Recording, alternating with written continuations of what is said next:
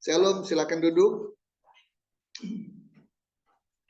Pagi ini, siang ini, kita akan dengarkan firman Tuhan dengan judul Dahsyatnya Perbuatan Tuhan.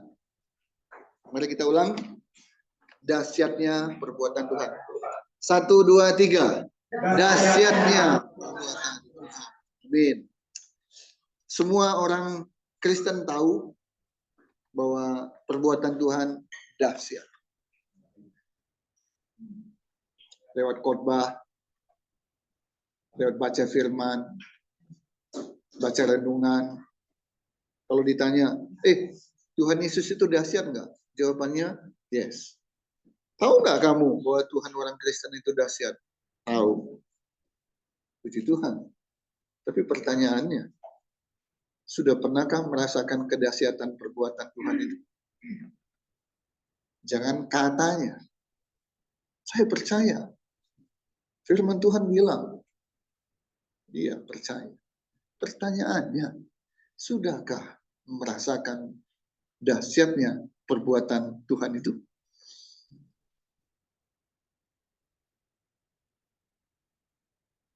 Kemarin saya selesai habis doa di Mission Care. Setiap Sabtu kami ada doa di sana. Selesai doa, kami pengurus tidak pulang biasanya. Yang lainnya pulang, kami ngobrol. Lagi ngobrol, tiba-tiba datang seseorang. Saya kenal. Nah, dia menghampiri kami, dan kemudian, ayo kita lihat, katanya. Lihat apa? Ya, rupanya ada pembicaraan sebelumnya dengan pengurus yang lain. Ya, ayo kita jalan dekat kok, katanya. Mau kemana, saya bilang. Ayolah lihat, katanya. Oke lah, akhirnya pergi, naik mobilnya dia. Hanya 100 meter lebih lah jaraknya dari kantor Mission Care. Sampai di sana, dia bilang, ini tempatnya. Tempat apa sih? Masuklah ke dalam. Saya lihat. Ini tempat ibadah. Bentuknya, ruangannya, mimbarnya, dindingnya, dikasih peredam. Setelah itu, wallpaper dengan emas-emas, sound systemnya, AC-nya, mimbarnya, kemudian salib. Itu tingginya 9 meter, saudara. Ada balkon lagi. Kita naik ke atas, ada ruangan untuk iut. Turun lagi, di sebelah ini ada kolam baptis. Nah, barulah dia bilang, ini Tuhan berikan kepada saya melalui seorang ibu. Usia 70 tahunan. Nilainya rumah itu. 6 apa? Bukan ember ya. Bukan 6 ember. Tapi 6 miliar. Lokasinya di mana? Di daerah elit. Mekarwangi.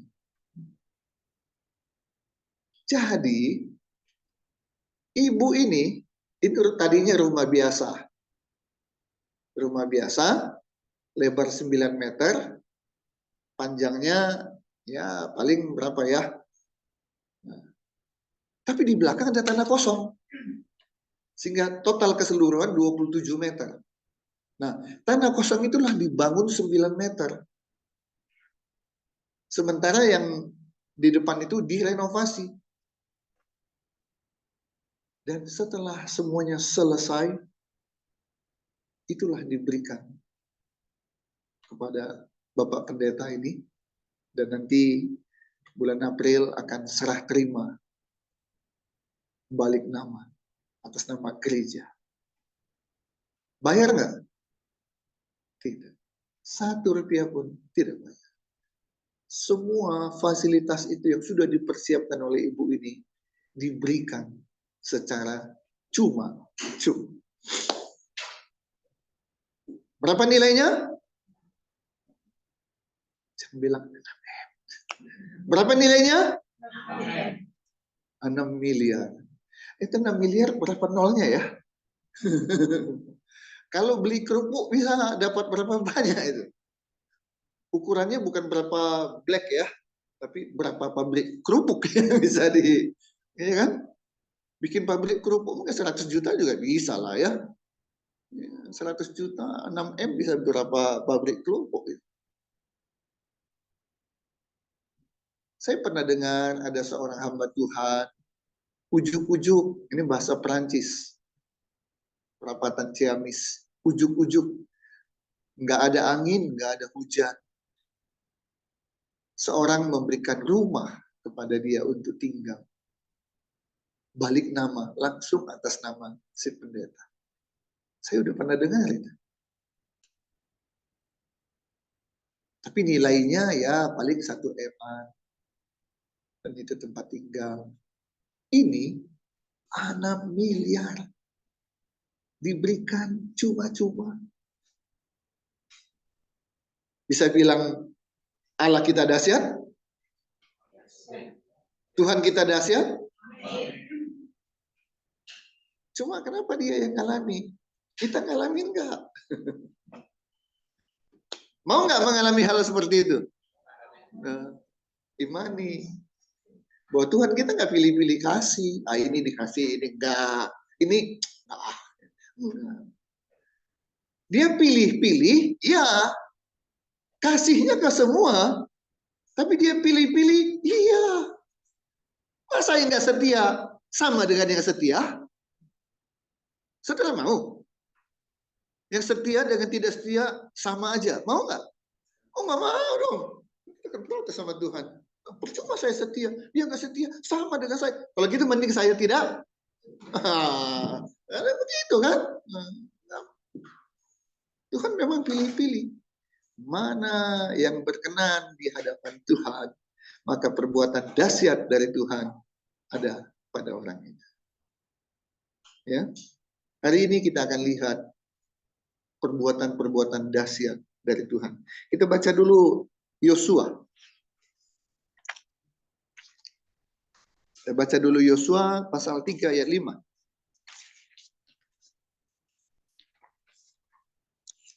Yosua pasal 3 ayat 5.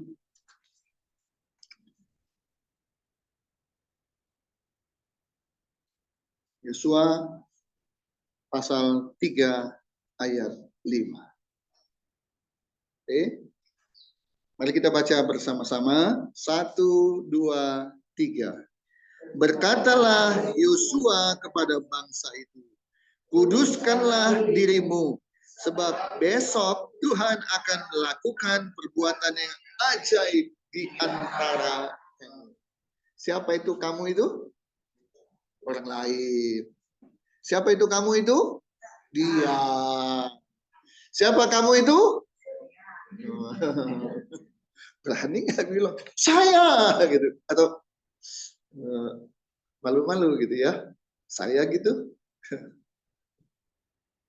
Coba lihat dulu apa yang dikatakan oleh Yosua kepada mereka. Apa? Kuduskanlah dirimu. Ayo. Kepada siapa perbuatan ajaib itu? Aku yang bagaimana? Itu. Kalau kita tahu hidup kita belum kudus, rasanya berani nggak bilang, aku itu Tuhan, aku itu Tuhan. Berani nggak? Ketika Bapak Guru, dulu waktu sekolah minggu ya, sekolah minggu masih kecil. Kita pernah kecil nggak sih? Pernah ya. Siapa tahu ada yang tiba-tiba gede gitu kan. Waktu kecil sekolah minggu, saudara pernah ngalamin nggak seperti yang saya alami, yaitu waktu Natal dapat kado? Pernah ngalamin nggak? Pernah ya?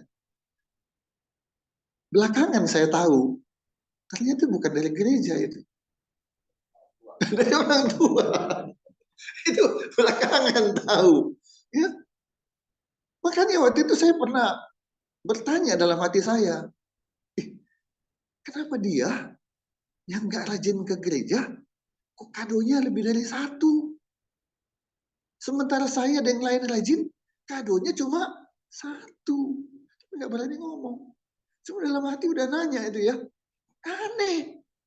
Masa dia nggak rajin ke gereja, sekolah minggu, tapi kadonya lebih dari satu. Ya, belakangan saya tahu itu dari orang tuanya. Nah, tapi contoh lah ya. Kado itu diberikan kepada anak-anak yang rajin, kepada rajin sekolah minggu. Ya, nah, ketika guru sekolah minggu bilang begini misalnya, anak-anak, ini ada kado istimewa diberikan kepada anak yang paling rajin ke sekolah minggu. Nah, gitu. Kado ini istimewa diberikan kepada anak yang paling rajin sekolah minggu. Siapa dia? Ada nggak anak yang malas berani bilang, saya? Ada nggak? Itu namanya mempermalukan diri sendiri. Sudah jelas kado istimewa ini untuk siapa?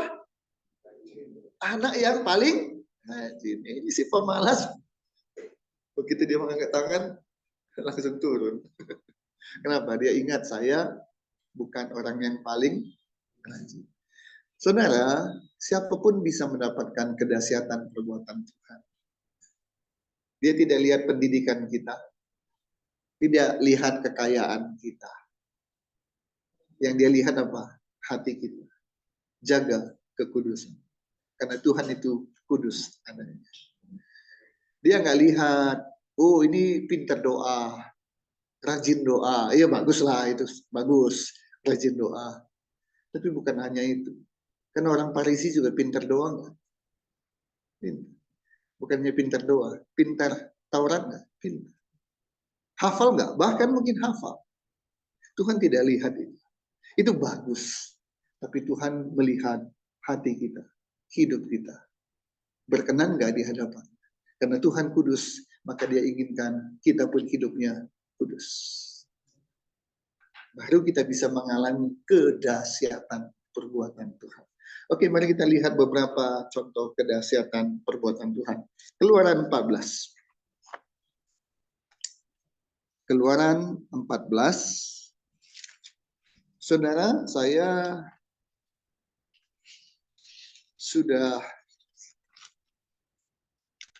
memutuskan merencanakan khotbah pagi hari ini tidak saya sampaikan dengan cara meledak-ledak, walaupun topiknya dahsyat. Saya mau menyampaikannya dengan kalem, dengan slow saja.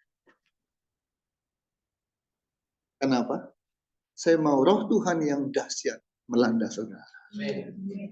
Bukan karena khotbah saya yang karena kedahsyatan Tuhan, jadi saya khotbahnya juga demikian lupa, sehingga saudara juga kayak termotivasi. Khotbah bukan motivasi. Itu motivator saja yang lakukan. Khotbah bukan memotivasi. Khotbah itu membangkitkan iman. Kalau saudara imannya bangkit, nggak perlu pengkhotbah, nggak perlu hamba Tuhan. Imanmu meskipun kecil bisa memindahkan gunung. Ya, jadi yang penting dengarkan khotbah, imanmu dibangunkan. Itu yang penting. Setelah imanmu bangkit, udah mau ngapain pun udah cukup itu. Karena modalnya adalah iman. Ya, oke. Jadi kalem-kalem aja ya, biar engkau merasakan roh Tuhan yang dahsyat melanda engkau saat khotbah ini engkau dengarkan. Keluaran 14 ayat 16. Kemudian ayat 21 dan ayat 22. Kita mulai dulu ayat 16. Keluaran 14 ayat 16. 1, 2, 3. Dan engkau angkatlah tongkatmu, ulurkanlah tanganmu ke atas laut, dan belahlah airnya, sehingga orang Israel akan berjalan di tengah-tengah laut di tempat kering. Judul perikopnya, saudara, apa judulnya? Menyeberangi laut Teberau. Manusia diberikan akal. Manusia diberikan otak. Untuk apa? Berpikir, berhitung. Semua kan pakai otak kan? Nah, logika. Masuk akal nggak ada laut yang bisa terbelah? Nggak masuk akal kan? Dan sampai hari ini pernah terjadi nggak? Tahun berapa Apollo 11, Apollo 12, Apollo 11 mendarat di bulan? Tahun berapa? 60-an? Hah? Udah lahir kan? Bukan 70. 60-an ya. Siapa yang pertama mendarat? Orang apa? Orang Jawa. Iya. Beritanya kan begini. Telah mendarat dengan selamat. Tidak ada selamat di sana. Ya. Ada 2 orang astronot katanya. Satu Neil Armstrong, satu lagi Aldrin. Ya, 2 orang Amerika yang mendarat di bulan. Tahun berapa? Ya, lupa persisnya. 60-an. Pertanyaannya, tahun 60-an Amerika udah berhasil mendarat di bulan dengan menggunakan Apollo. Kenapa tahun 2020-an Amerika nggak mendaratkan pesawatnya di bulan ya? Kecanggihan tahun 60-an dengan kecanggihan tahun 2020 maju mana? Canggih sekarang dong. Teknologi lebih maju sekarang dong. Kenapa tahun 60-an berhasil mendarat di bulan? Kenapa tahun 2020-an satu pun nggak pernah? Nah, orang bilang itu bohong, itu mah syuting aja. Bukan di bulan itu, udahlah itu urusan mereka. Ya. Tapi otak diberikan Tuhan untuk berpikir, berlogika. Kalau saya lepaskan, kira-kira apa yang terjadi? Yakin? Perlu pakai iman? Saudara, doakan saya, satukan iman kita, supaya ketika saya lepaskan ini dia bisa jatuh, saudara. Perlu gitu? Perlu. Logika. Ini akan jatuh kalau dilepaskan. Kenapa? Gravitasi. Itu gunanya ini. Adakah laut yang bisa terbelah? Adakah laut yang bisa kering? Tapi ini Alkitab mencatat. Ayat 21. Lalu Musa mengulurkan tangannya ke atas laut dan semalam-malaman itu, ayo sama-sama baca, Tuhan menguakkan air laut dengan perantaran angin timur yang keras, membuat laut itu menjadi tanah kering, maka terbelahlah air itu. 22. Demikianlah orang Israel berjalan dari tengah-tengah laut di tempat kering, sedang di kiri dan di kanan mereka air itu sebagai tembok bagi. Ada yang saudara yang pernah lihat laut ini menjadi kering? Pernah lihat? Saya pernah lihat. Di mana? Film. Iya, waktu SD. Waktu SD. Rame-rame itu. Nonton 10 perintah Allah. Kering. Bisa begitu ya? Itu di mana? Film. Laut bisa kering. Pertanyaannya, bisakah kita percaya cerita ini? Pakai ini lagi kan? Ini dongeng bukan? Sebab rasanya, masa sih bisa terbelah dan kering? Satu kata, mustahil. Benar apa betul? Enggak. Bagi manusia itu mustahil, bagi Tuhan tidak ada yang mustahil. Dan puji Tuhan, saudara, di usia-usia kita sekarang ini, 5-10 tahun yang sudah berlalu, Tuhan berbaik hati. Tanda petik ini ya, ada yang bilang itu bukan berbaik hati. Apa yang saya maksud dengan berbaik hati? Tuhan tunjukkan bahwa ternyata laut bisa kering. Ayo, gunakan pikiran kita, otak kita. 5-10 tahun ke belakang, mundur. Ternyata manusia dengan mata kepala sendiri menyaksikan laut bisa kering. Kapan itu? Tsunami. Benar apa betul? Kalau nggak lihat mata kepala, tahun 2020 ini pun ketika ada yang bilang laut kering, orang percaya nggak? Biarpun Alkitab bilang begitu, saya tetap tidak percaya. Tapi ketika tsunami dulu, pernah nggak kita tahu itu apa tsunami? Enggak ya. Nggak pernah kita, apa sih tsunami? 20 tahun lalu pernah tahu nggak apa itu tsunami? Nggak tahu kita. Kita baru tahu dan terkaget-kaget dengan tsunami ketika ada peristiwa apa? Aceh. Aceh, kemudian Sri Lanka, Malaysia, ya terjadi. Bulan Desember, tahunnya lupa, ya tahun berapa? Semua orang yang di pinggir pantai, semua terkesima, semua melongo. Ketika tiba-tiba air itu surut, mundur, sehingga pantainya jadi semakin besar, semakin lebar, semakin panjang.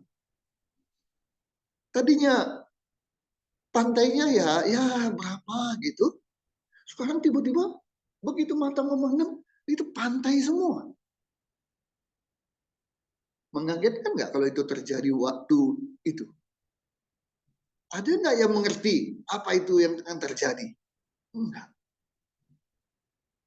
Saya pun, ya saudara kekasih dalam Kristus, kalau saya ada di situ saat itu, menyaksikan itu, apa yang akan saya lakukan? Bisa tebak nggak? Atau saudara ketika saudara ada di situ, apa yang saudara lakukan? Ini saya ya, kalau saudara saya hanya bisa tebak-tebak. Tapi kalau saya akan bilang, puji Tuhan, Tuhan Yesus luar biasa. Haleluya. Sambil ngomong saya ngapain? Saya akan maju, saya akan jalan. Loh, kapan lagi? Ya kan? Kapan lagi seumur hidup bisa jalan di pantai yang kering? Sadar nggak saya sebenarnya apa yang akan terjadi?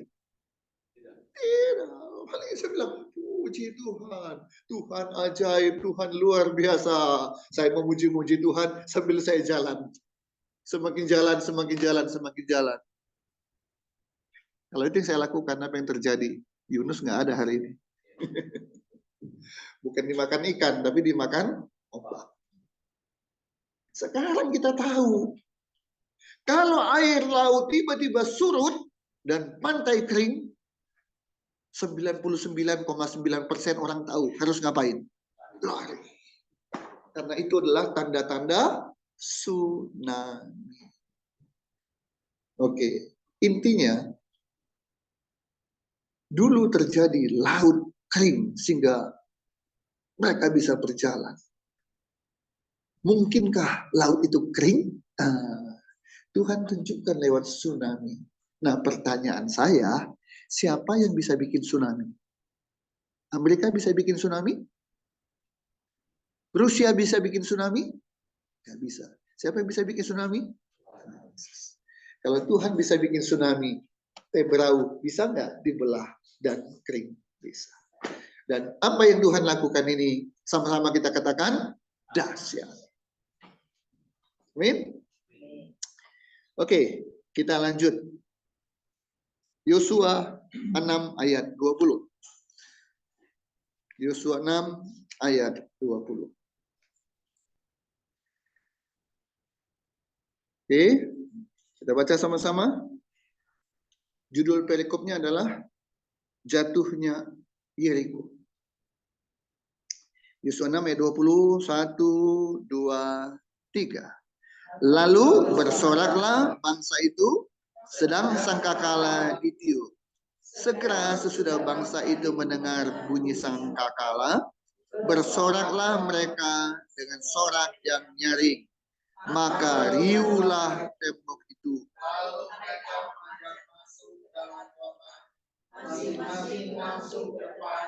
Merebut kota itu. Ya, bersoraklah mereka dengan sorak yang nyaring, maka runtuhlah tembok itu. Tembok Yeriko dihancurkan tidak dengan bom, tidak dengan nuklir, tapi dengan apa, saudara? Dengan apa? Sorak. Dengan pujian.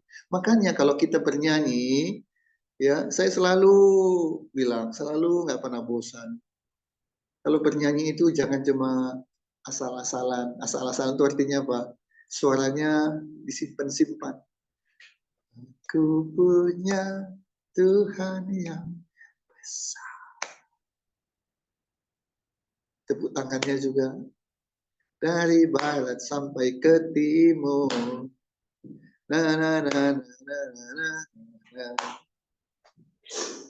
Jangankan Tuhan, kita mendengarkannya yang kayak begitu gimana? Ya, tapi tes. Itu nyanyi dari barat sampai ke timur. Nama Yesus disanjung tinggi dari pulau-pulau. Enak nggak lihatnya? Nah, saya pernah saksikan sebuah video ibadah di Cina tanpa alat musik, saudara. Nggak ada gitar, nggak ada bass, nggak ada drum, nggak ada yang lain-lain.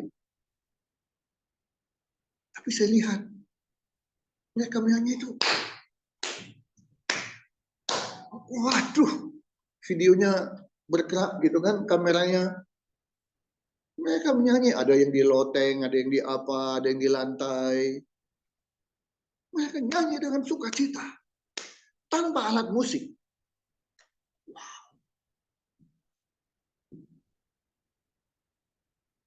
Saya aja yang melihat itu, waduh, rasanya, wah, malu deh kalau saya nyanyi hanya asal-asalan. Tuhan melihat itu, hatinya Tuhan senang. Karena anak-anaknya bernyanyi dengan sungguh hati. Dengan pujian, dengan sorak. 6 hari keliling, baru kemudian hari terakhir keliling 7 kali, dan kemudian bersorak.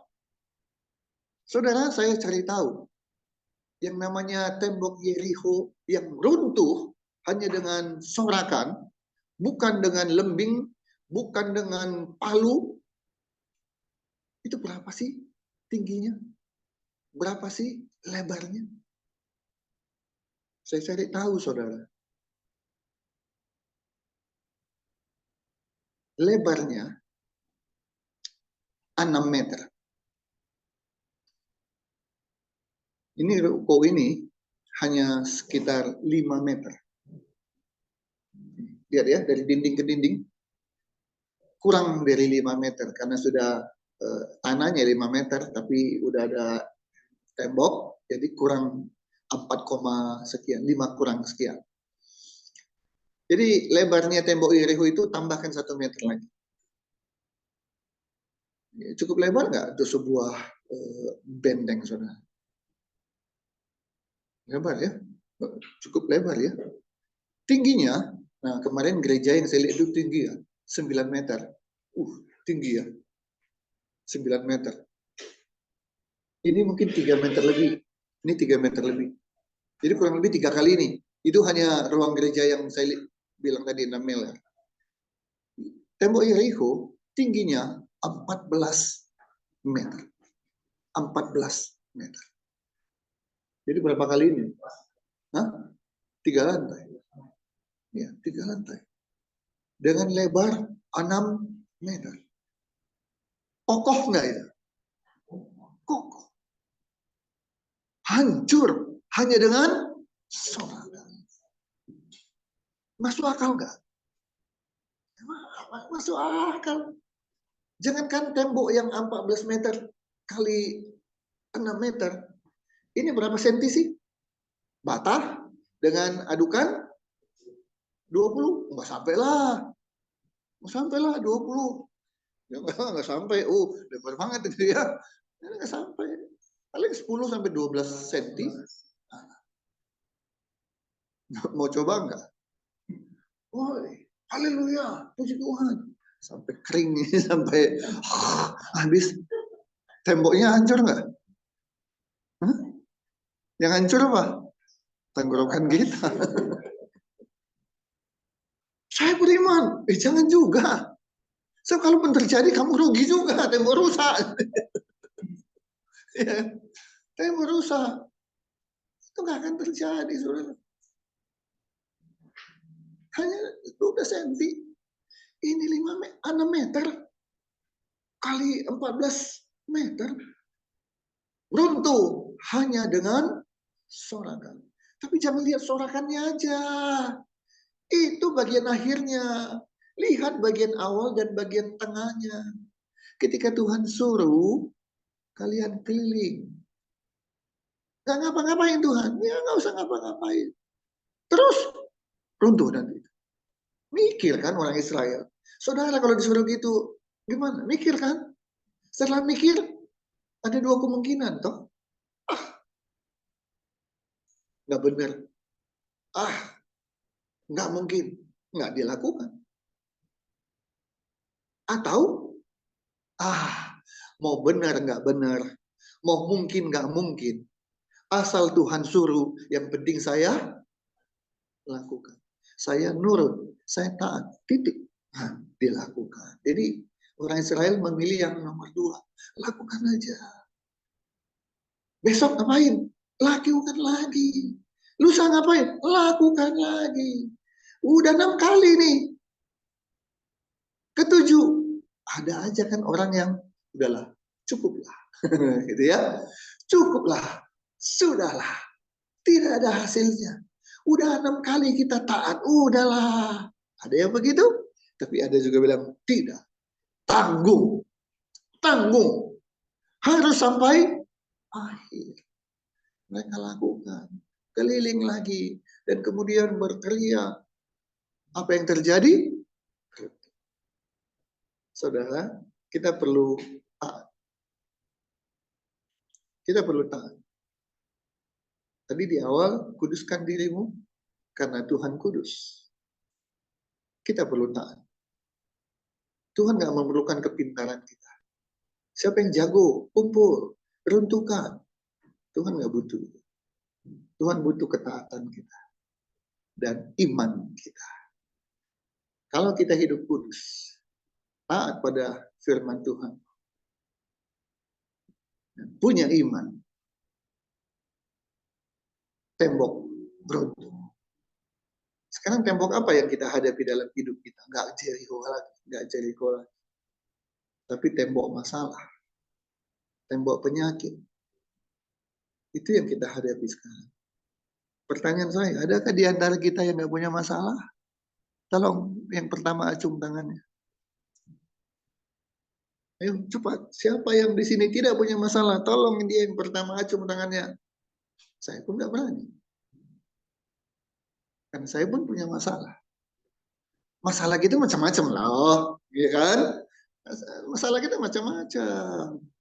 Dari yang kecil sampai yang besar. Dari yang kita bikin sampai orang lain yang bikin. Itu masalah nggak? Salah. Itu tempat yang 6M tadi, itu berkat luar biasa nggak itu? Kalau saudara yang terima itu kira-kira gimana rasanya? Oh, luar biasa, bersorak kan? Berkat Tuhan luar biasa. Tapi ada masalah nggak? Ada. Kalau saudara ngikuti WA Group Rohani, beberapa hari yang lalu, mungkin satu minggu yang lalu, saudara lihat nggak? Ada spanduk warga ini menolak berdirinya gereja. Nah, lihat nggak kemarin? Mekarwangi. Itu gerejanya. Ditolak, didemo oleh warga di situ. Nah, saudara tahu orang-orang yang menolak yang bikin spanduk itu orang Kristen atau bukan? Tebak. 100% orang Kristen. Jangan bilang wah Pak Timur, Pak Kumpul.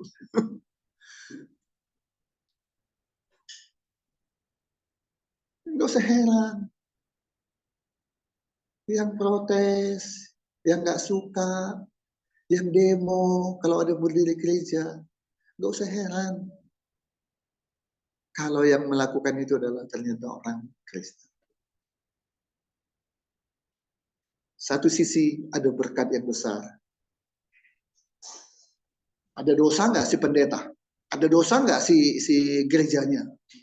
Tapi Tuhan izinkan ada masalah yang terjadi.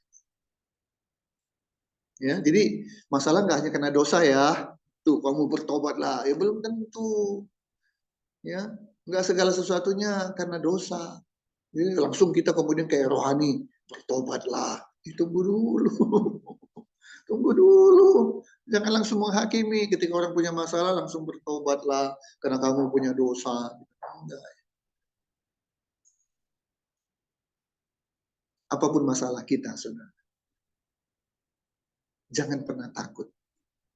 Runtuh semua masalah sebesar seberat apapun. Kudus, taat, dan iman. Yuk, waktu jalan terus. Kita lihat yang terakhir. Yosua 11. Yosua 11. Sebenarnya ada dua lagi. Kalau saudara sabar, saya lanjutkan. Kalau enggak, ini yang terakhir. Yosua 11 ayat 4 sampai 8. Yosua pasal 11 ayat 4 sampai 8. Yuk baca bersama-sama. 1, 2, 3. Kemudian keluarlah raja-raja ini bersama-sama semua tentaranya. Amat banyak rakyat, seperti pasir di tepi laut banyaknya, beserta sangat banyak kuda dan kereta. Raja-raja ini bersekutu dan datang berkemah bersama-sama dekat mata air Merom untuk memerangi orang Israel. Lalu Tuhan berkata kepada Yosua, janganlah takut menghadapi mereka, sebab besok kira-kira waktu ini aku menyerahkan mereka mati terbunuh semuanya kepada orang Israel. Kuda mereka haruslah kamu lumpuhkan dan kereta mereka haruslah kamu bakar dengan api. Lalu Yosua dengan seluruh tentaranya mendatangi mereka dengan tiba-tiba dekat mata air Merom dan menyerbu mereka. Dan Tuhan menyerahkan mereka kepada orang Israel. Mereka dikalahkan dan dikejar sampai Sidom besar dan sampai Misrefot Maim dan sampai lembah Mispa yang di sebelah timur. Demikianlah mereka dihancurkan sehingga tidak seorang pun dari mereka yang dibiarkan lolos. Luar biasa kalau Tuhan sudah bekerja. Habis, musnah, tuntas, tas. Sapu bersih. Tuhan kalau bekerja nggak separuh-paruh, nggak setengah-setengah. Habis-habisan. Nah karena itulah kita juga kalau ikut Tuhan harus habis-habisan, saudara. Ibadah harus habis-habisan. Puji-pujian habis-habisan. Berdoa habis-habisan. Baca firman Tuhan habis-habisan. Kenapa? Karena Tuhan berbuat kepada kita habis-habisan. Jadi jangan berharap hasilnya maksimal, tapi yang kita lakukan minimal.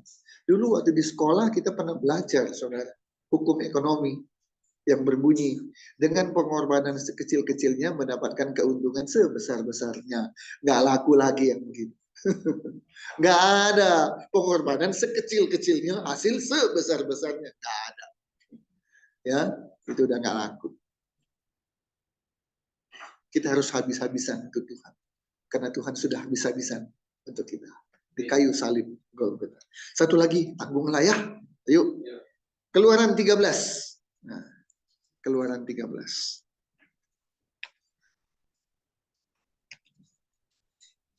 Ayat 21 dan 22. Keluaran 13 ayat 21 sampai 22.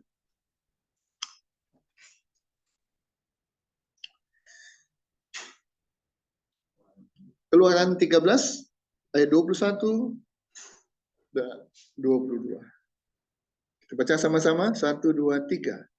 Tuhan berjalan di depan mereka pada siang hari dalam tiang awan untuk menuntun mereka di jalan, pada waktu malam dalam tiang api untuk menerangi mereka, sehingga mereka dapat berjalan siang dan malam.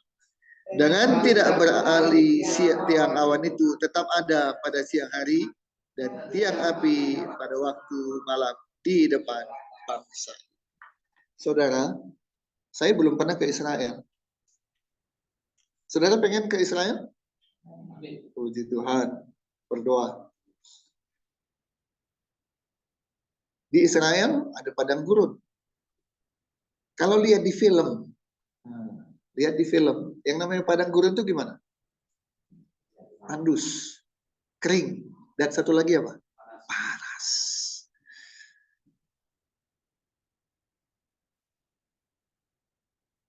Ada rencana Lebaran ini liburan, kami mau ke Semarang. Yosua nyeletuk. Semarang itu apa? Panas. Aduh, padahal dia tinggal di Jakarta. Jakarta panas nggak? Iya, dia mau ke Semarang, dia bilang apa? Semarang panas. Aneh kan? Yang orang panas, pergi ke panas, tapi bilang panas. Gurun bagaimana? Panas. Bukan panas. Gurun itu panas. Bayangin ya, tinggal di gurun. Waktu siang, waduh, panas. Waktu malam, makanya menurut ilmu pengetahuan, kenapa gurun itu pasir? Bukan batu. Ini pengetahuan, ilmu pengetahuan. Siang, dia panas. Asalnya batu. Tapi ketika malam, dingin. Maka batu yang panas beralih menjadi dingin, apa? Begitu berhari-hari, berbulan-bulan, bertahun-tahun. Akibatnya apa? Jadi pasir. Makanya disebut padang pasir. Bukan padang panjang, bukan padang batu, bukan padang kerikil, tapi padang pasir. Siang panas banget, malam dingin. Kalau siang perlu penerangan, waktu malam ada PLN, ada genset. Jadi gimana melawan hawa dingin? Nggak usah dulu lah hawa dingin lah. Di gurun pasir nggak ada penerangan. Lihat orang lain bisa nggak? Oh ya nggak bisa. Nabrak sana nabrak sini dong. Mau nanak nasi nggak bisa. Udah nasinya matang mau ngambil juga nggak bisa. Di mana? Piringnya di mana? Sendoknya di mana? Gelap. Gimana hidup begitu? Berhari-hari, berminggu-minggu, berbulan-bulan, bertahun-tahun, 40 tahun. Tapi Tuhan Yesus luar biasa. Waktu siang, supaya tidak panas, dia kasih tiang awan. Waktu malam, dia kasih tiang api. Siapa yang bisa bikin gitu? Kecuali Tuhan kita. Tuhan kita dahsyat. Perlindungan penyertaan Tuhan yang luar biasa kepada bangsa Israel terjadi juga dalam kehidupan kita. Amin. Ulangan 3 ayat 16. Sorry, 31 ayat 6. Ulangan 31 ayat 6. Kuatkanlah dan teguhkanlah hatimu. Janganlah takut dan jangan gemetar menghadapi persoalan hidup kita, menghadapi masalah hidup kita, masalah ekonomi kita, sakit penyakit dan sebagainya. Jangan takut, jangan gentar, karena Tuhan Allahmu, dialah yang berjalan menyertai engkau. Kalau Tuhan bersama dengan kita, siapakah lawan kita? Tidak ada. Tapi jagalah kekudusan hidup kita. Taatlah pada firman Tuhan. Dan jaga selalu iman kita, jangan bimbang, jangan ragu. Jangan ragukan Tuhan sanggup nggak nolong kita, Tuhan mau nggak nolong kita. Tetap teguh. Ya, menghadapi hari-hari ke depan, podcast yang saya dan tim lakukan. Kadang-kadang iblis berbisik, tuh mana tamumu? Belum ada satu pun. Kadang-kadang, aduh Tuhan, saya hubungi seseorang aja, hamba Tuhan, baru-baru dijawab, dibaca juga enggak. Dalam hati saya, kok ada hamba Tuhan, model kayak gini Tuhan.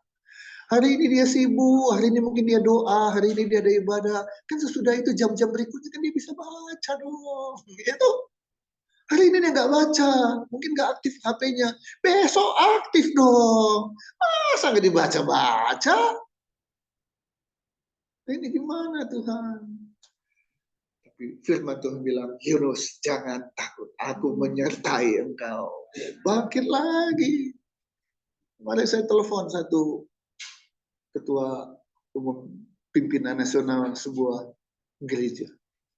Wah, dia bilang, bisa kepikir ya bikin podcast seperti ini ya, katanya. Bagus ya, katanya. Puji Tuhan. Saya nanti bisa bulan Mei, katanya. Bulan Mei, silakan. Ya, Bapak lah, jadwal aja lah. Tapi saya bilang, kenapa? Dia di luar pulau. Ya, domisilinya di luar pulau. Saya bilang, nggak apa-apa, Pak. Kalau Bapak baru ada jadwal nanti ke Jawa bulan Mei, apa-apa. Tapi saya doakan, Tuhan bisa kirim Bapak sebelum bulan Mei datang ke Bandung. Amin. Ya, tiba-tiba dia bilang, apa Yunus? Saya ada pelayanan ini. Saya nanti tinggal mampir ke Bandung. Haleluya. Bisa kan? Bisa. Jadi sudah berapa ya? Lebih 10 surat undangan yang saya kirimkan. Umumnya dari kota Jakarta lah. Supaya Jakarta ke Bandung kan dekat. Saya berdoa. Tuhan, bukan karena kuat, bukan karena gagah. Segala sesuatu memang memulai itu tidak mudah, saya tahu. Tapi bersama dengan Yesus, segala masalah sanggup kukalahkan. Amin. Bukan karena kuatku, bukan karena gagahku, tapi karena imanku, ketaatanku, dan jaga kekudusan. Saudara, mari jangan takut, jaga gentar menghadapi berbagai permasalahan dalam hidup ini. Selama Tuhan menyertai kita, maka kita akan merasakan kedahsyatan perbuatan Tuhan. Amin. Mari kita berdoa. Tuhan Yesus Bapa kami dalam